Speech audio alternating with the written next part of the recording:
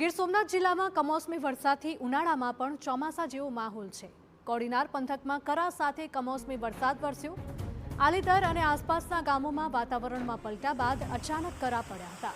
ઉના તાલુકો, ગીર ગઢડા અને કોડીનારમાં ભારે પવન સાથે વરસાદનું આગમન થયું છે।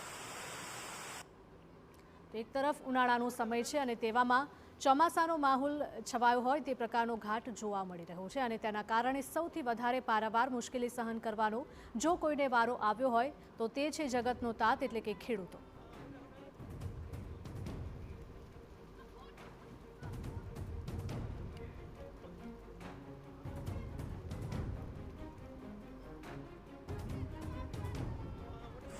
ગ્રામ્ય વિસ્તારોમાં પવન સાથે વરસાદ થયો છે તો અમુક એવા પણ વિસ્તારો છે કે જ્યાં વરસાદની સાથે સાથે કરા પણ પડ્યા છે।